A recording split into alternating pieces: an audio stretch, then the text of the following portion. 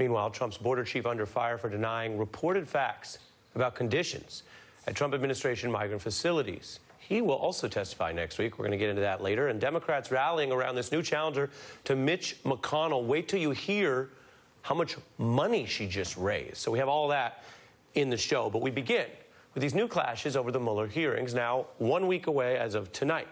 For months, Trump and his attorney general claimed they were fine with Mueller testifying, and if he does, it wouldn't be a big deal.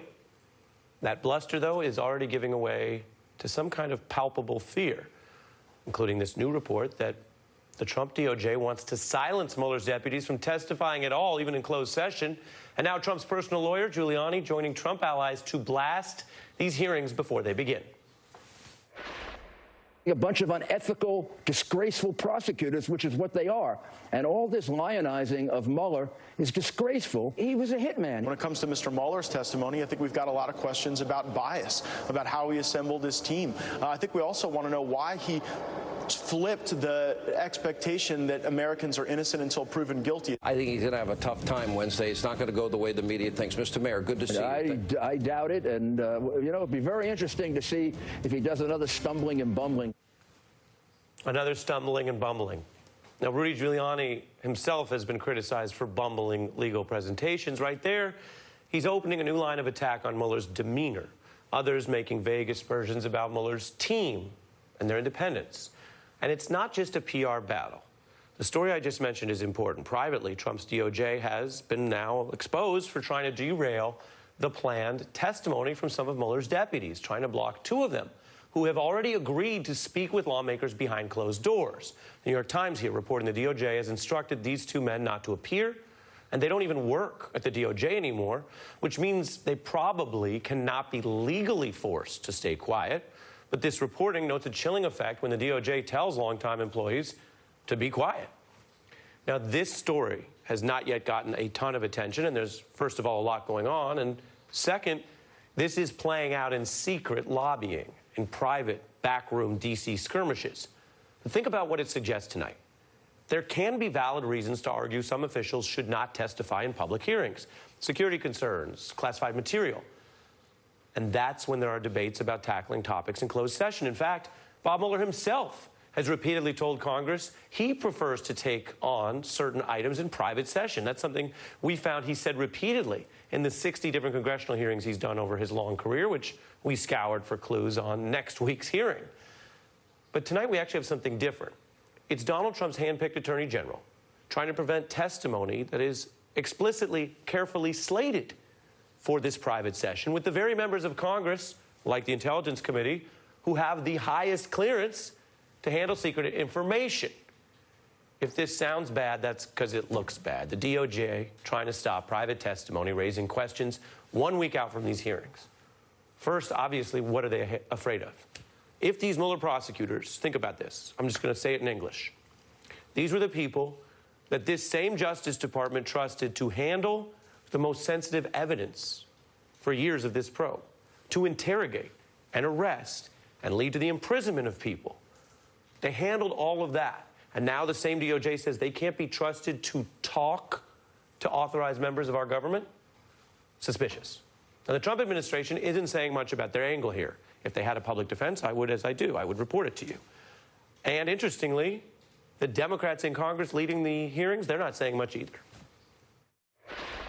Have Mueller's deputies agreed to come and testify in closed session?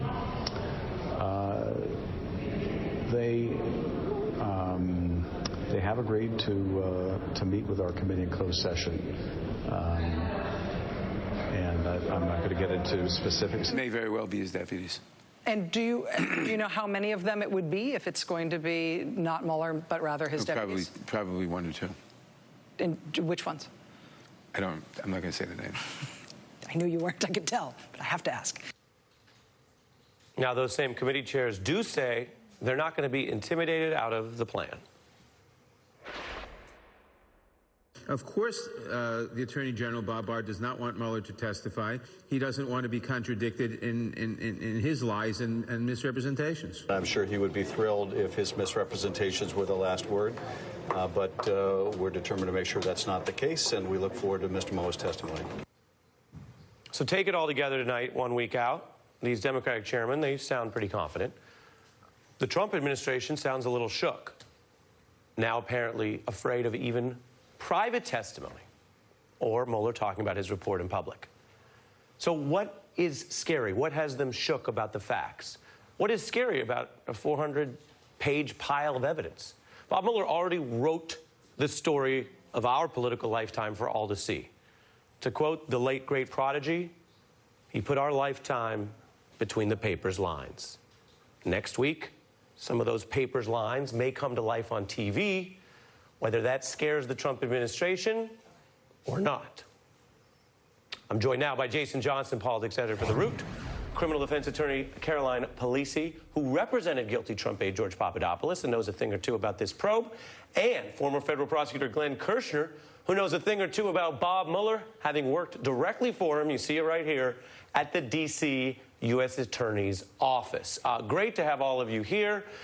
Glenn, your view of the significance and implications of the attempt to get Mueller's deputies to shut up, to not speak even in a careful private setting next week.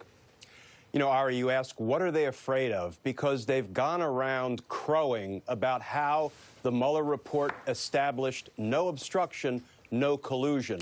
So why wouldn't they welcome the people who actually did the investigative work that generated the Mueller report coming in and testifying no obstruction, no collusion? Well, it's because they're afraid of the substance of the report, because as we know, in Volume 1, there was a finding of sweeping and systematic Russian interference and tons, and I'll say it one more time, tons of coordination between Trump campaign officials and Russia. That's a problem for the administration. And then second, there are some 10 or 11 instances of what can only be called obstruction of justice by President Trump, detailed in Volume 2. 11 incidents discussed. I would say 5 to 6 are under that higher bad level of substantial evidence, according to Mueller. You may see more than him, but in terms of what the Mueller report says, let me read to you a little more on this clash, because, again, I think it's very important. That's why it's our lead story,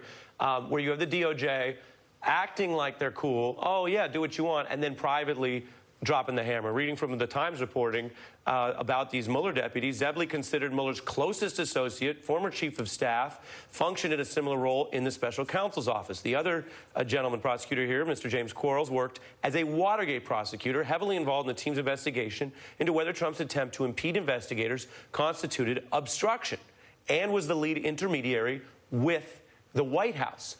What do you think those two prosecutors could lawfully say? Not leaking, grand jury material, anything they're not supposed to do, and we have no reason to think these lawyers want to break the law. What could they lawfully say in closed session that would matter? They can lawfully talk about each instance where the president was found to have done something that probably constitutes a high crime and misdemeanor. You see Giuliani and Barr trying to bully witnesses that they have no legal right to block. Now, they can bully Hope Hicks into making a fictitious claim of absolute immunity, a claim that when it was last taken up in court in 2008 by Judge John Bates, albeit, and it was a George W. Bush issue at that point because it was White House counsel Harriet Miers invoking it. Judge John Bates, a George W. Bush appointee, said it's nonsense. It doesn't exist. So they can try to use fictitious invocations of privilege to stop the Hope Hicks and maybe even the Don McGahns. But now, Ari, as you say, they're desperate because they can't stop these private citizens from coming in and talking about the substance of the report. And you know what? They don't have to put any bells and whistles on it. If they talk only about what we see in those 448 pages, that's going to be a great start in exposing what the administration has done. Turning to some of my experts right here in New York, Jason, how do you think it looks? Well, the key is they're more concerned about these private sessions than they are with Mueller, right? Because Mueller has already said, I'm not going to say anything beyond the report. I'm not going to get, and it's frustrating because I think that has allowed this administration to be as aggressive. Mueller's great till he's got to be great, right? When he's got to be great in front of everybody, he's like, well, I'm not going to say anything besides the report. And he shouldn't be afraid to express and possibly expound upon the truth that he presented in the Mueller report. And that's what's making the administration feel like, well, if we can shut them up behind closed door, and Mueller's not going to say anything, we can just PR this to death and we can get out of it. Yeah, if you know anything about Bob Mueller, as you did extensive research here on The Beat, we knew from the beginning of this that he wasn't going to go outside the four corners of those pages, but luckily there are 448 of those pages, and as you have rightly noted, not many of which people have actually read. So I know there was sort of this collective letdown when we heard from Mueller in May that he wasn't going to, that he didn't actually want to talk to the public about it. Even if, Ari, he sticks to those 448 pages, there's so much in there. It's the difference between reading the book and watching the movie. Right. It's going to have an effect regardless of whether or not we get any new information outside of that report. And you know a bit, what do you know about Zebley and Quarles and the rest of that team when you see Giuliani say, oh, they're all super biased, they're terrible? What's going on behind the scenes here based on your dealings with the team? I don't know about them specifically. I can say in terms of my dealings with congressional committees, it is, it's a bureaucracy. So I can see how these things take time, and I would be surprised if it were Bob Mueller himself that's emailing with, the committee. So there are layers upon layers of negotiations back and forth. Do you think, I mean, you dealt with this and you've had your differences with them because, as I mentioned, you represented a former Trump advisor, but do you think it is reasonable for them to go in and talk in closed session, or do you? Absolutely. So what do you think DOJ is up to? Well, I don't see DOJ actually putting forth any real legal arguments for any reasons why they shouldn't be doing it. I think they would prefer they not do it. Is this the Justice Department version of fake news? It's a fake argument?